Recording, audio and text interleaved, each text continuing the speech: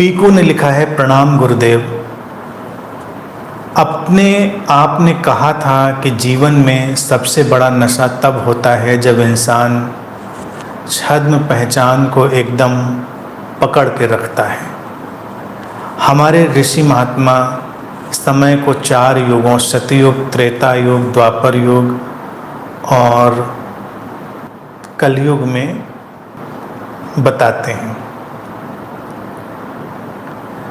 चेतना से हटकर छद्म पहचान की तरफ बढ़ गए, इसलिए और इनके कारण देखा जाए तो बहुत सारी समस्या से हम जूझ रहे हैं। जीवन में सहजता पाने के लिए परिवार या समाज की क्या भूमिका होनी चाहिए। पीकू उलझे नहीं, हम केवल कभी कभी उपयोगिता के लिए कुछ चीज़ों को डिवाइड कर लेते हैं और उनकी बातें रखते हैं। ये युगों का बंटवारा, ये सब चीज़ें चलती आई हैं इतने समय से, उनमें अब क्या उलझना। अब कोई आज उलझा है किस समस्या में, तो लगता है कलयुग है, ये तो अब घोर कलयुग आ गया है, इसलिए सब हो रहा है। अतीत में अच्छा रहा होगा, फिर हम सोचते हैं भविष्य में कुछ अच्छा होगा। तमाम कल्ट इस सतयुग और कलयुग इसी में उलझे रह जाते हैं। वस्तुतः सारी चीज़ें आंतरिक, मानसिक, मनोवैज्ञानिक ही होती रही हैं और मैं समझता हूँ जब भी ऋषियों ने इन बातों को रखा होगा तो उनके मनोविज्ञान को रखने के अपने ढंग होंगे कि हमको अपने भीतर ही उन सब चीज़ों को समझना है। परिवार, समाज, हमारा ये सारा जो संबंध है, इसके सारे ताने बाने हैं और इसमें जो छद्म पहचान की बात करी है वो छद्म पहचानों पर ही खड़े हुए हैं। जो स्यूडो आइडेंटिटी है उस पर ही खड़े हुए हैं। छद्म पहचानों से हटकर अपनी वास्तविक पहचान से जुड़कर जीवन में जी पाना, ये सबसे सुखद और सबसे चुनने जैसी घटना होती है। पहचानें बड़ी अजीब स्थितियां बना देती हैं।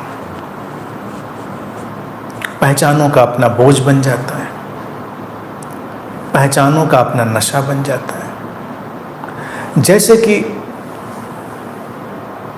संबंधों में हम देखें तो संबंधों में जो हमारे टैग्स हैं वो संबंधों को ठीक से जीने नहीं देते। वो जो आइडेंटिटीज हैं, स्यूडो आइडेंटिटीज हैं, स्यूडो इमेजेस हैं, छद्म छवियां हैं, वो वास्तविक संबंधों को पैदा नहीं होने देती। समाज और समाज में तमाम व्यवस्थाएं ऐसी हैं, अपने वेस्टेड इंटरेस्ट के कारण वो चाहते हैं कि वो इमेजेस बनी रहें और लोग इमेजेस के थ्रू रिलेट करें। जब तक लोग अपनी इमेजेस के थ्रू, अपनी छवियों के माध्यम से संबंधित होंगे, वो बहुत सतही, सैलो ढंग से संबंधित होंगे। अगर वो अपनी छवियों से हट पाएंगे तो वो डीपर कम्युनिकेशन, कम्युनियन में आएंगे, गहरे तल से जुड़ेंगे। वो रिलेशनशिप उस सोर्स, उस स्रोत के थ्रू पैदा होंगे जहाँ पर कोई उलझाव, कोई झगड़ा, कोई झंझट नहीं होगा। छवियों में होगा, लेकिन सवाल क्या है कि हम कैसे उन छवियों से हटें, तो पहचानना शुरू करें। सबसे बड़ी बात है कि हर छवि, हर इमेज, हर आइडेंटिटी केवल वर्केबल है, काम चलाओ, वो परमानेंट होती ही नहीं। जिस दिन कोई इमेज, कोई आइडेंटिटी परमानेंट बन जाए, बस समझना चाहिए ये अननेचुरल हो गया। जैसे सागर का उदाहरण देखें, वहाँ पर जो उसकी डेप्थ है, उसकी गहराई है, वो फंडामेंटल है, वो सोर्स से कनेक्टेड है, वो सोर्स है, तो वहाँ पर कोई अलगाव नहीं है, उसकी अपनी एक भूमिका है। लेकिन उस पर लहरें तो तमाम उठेंगी। लहरों की अपनी टेम्परेरी आइडेंटिटी होगी, फिर वो सोर्स में गिरेगी, फिर वो उठेगी, फिर गिरेगी, फिर उठेगी, ऐसे चलता रहेगा। लेकिन अगर कोई वेव, कोई लहर ज़्यादा देर टिकने की कोशिश करे, परमानेंट होने की कोशिश करे, तो उसको समस्या खड़ी हो जाएगी। लहरों में तो ऐसी व्यवस्था है नहीं, वो तो उठेंगी और गिरेंगी। मनुष्य के अंदर ये व्यवस्था है कि इमेजेस की वेव्स आएंगी और जाएंगी, लेकिन वो किसी इमेज से अटैच होकर देर तक उसको खींचता चला जाएगा, उसको लंबा बनाता चला जाएगा। उदाहरण के लिए देखिए, समझे, बड़ा सिंपल उदाहरण। इस समय हम लोग आमने सामने बैठे, एट दिस पॉइंट, इस समय, इस बिंदु पर, काल के इस बिंदु पर, समय के इस प्रवाह में तुम सीकर हो, तुम्हारा शरीर मन सीकर की इमेज में आ गया है, और ये शरीर मन एक गुरु की इमेज में आ गया है। दोनों इमेजेस हैं, उधर एक सीकर की इमेज है और इधर एक गुरु की इमेज है, लेकिन ये इस काल के बिंदु पर ही पैदा हुई हैं, क्योंकि दोनों का कॉम्बिनेशन है। जैसे ये शो खत्म हुआ, सीकर की इमेज चेंज हो गई, गुरु की इमेज चेंज हो गई। अगर अभी गुरु जाके किचन में खाना बनाएगा तो अब कुक की इमेज में आ गया, गुरु डिसअपियर हो गया। सीकर गया कुछ और काम करने तो उसकी इमेज चेंज हो गई। वो ऑल द टाइम अभी उस सीकर में नहीं है, ये वेव्स हैं इमेजेस की। लेकिन अगर गुरु अभी किचन में गया और खाना बनाने में बिल्कुल गुरुगिरी में ही लगा हुआ है, तो फंस जाएगा मामला, फिर वो नॉट्स जो है उलझ जाएंगे। सीकर गया और फिर अभी मान लो सीकर भी किचन में गया, तो उस समय उसको वही काम करना है जो वहाँ पर वो इमेज उसके लिए तैयार हुई है। अब वहाँ भी वो हर सब्जी में अपनी अंतर यात्रा खोज रहा है, हर चीज़ में, हर मसाले में अपनी अंतर यात्रा खोज रहा है, तो स्किज़ोफ्रेनिक सिचुएशन बन जाएगी।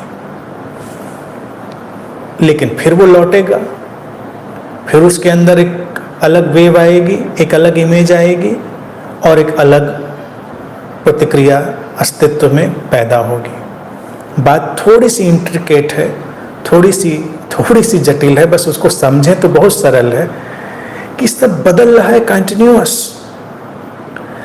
हम इमेजेस में लगातार उलझ के खत्म हो जाते हैं। संबंध इसीलिए समाज और समाज की व्यवस्थाएं जो बनती वो नहीं चाहेंगी कि इमेजेस खत्म हो।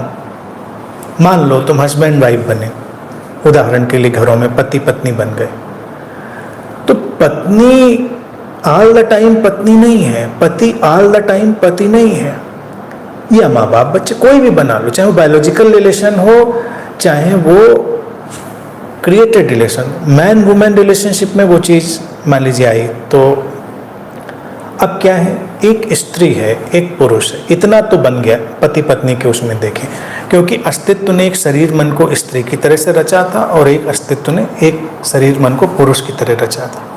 इसमें तमाम कुछ बदल रहा है, तमाम कुछ उमड़ घुमड़ रहा है। समाज चाहेगा कि एक ही इमेज में लगातार चलते रहिए, खतरा हो जाएगा, क्योंकि फिर लगेगा कहीं संबंध बिखर गया। लेकिन अगर हम सचेतन होकर देखेंगे तो वो जो रिश्ता है, अगर उसमें इमेजेस को हम पकड़ के नहीं रखते तो उसमें लगातार तमाम वेव्स उठती रहती हैं। वो स्यूडो इमेज का पकड़ाव नहीं है। हाँ, वर्केबल यूटिलिटी अगर यहाँ पर भी लगाएं तो ये तो बैकग्राउंड में है कि मान लिया इस रिश्ते में ये भूमिका हमको निभानी थी, लेकिन उस भूमिका के अलावा कितनी भूमिकाएं आती और जाती हैं। कभी न्यूट्रल होती हैं, कभी कोई संबंध नहीं होता है, कभी सब बिल्कुल शून्य में खो चुका होता है, कभी बस दो शरीर मन निशब्द में ठहरे होते हैं, कोई रिश्ता नहीं होता। कभी वहाँ पर तमाम रिश्ते आते हैं, रिश्तों के सारे शेड्स आते चले जाते हैं, कोई एक जगह पर सीमित चीज़ नहीं रहती। और ये कितनी बड़ी समृद्धि देता है हमको। लेकिन इससे बहुत सारे इंस्टीट्यूशन बिखरेंगे तो वो कभी नहीं चाहेंगे कि तुम अपनी स्यूडो इमेजेस से फ्री हो, चलते रहो। एक नेता नेता रहे, एक अनुयायी अनुयायी रहे। लेकिन कभी ऐसा भी हो सकता है कि नेता अनुयायी बन जाए, अनुयायी नेता बन जाए, हो सकता है ऐसा। वेव्स हैं इमेजेस की, बदल सकती हैं, समाज उनको फिक्स करके रखेगा। तो स्यूडो इमेजेस का उलझाव और नशा वही सबसे बड़ा है।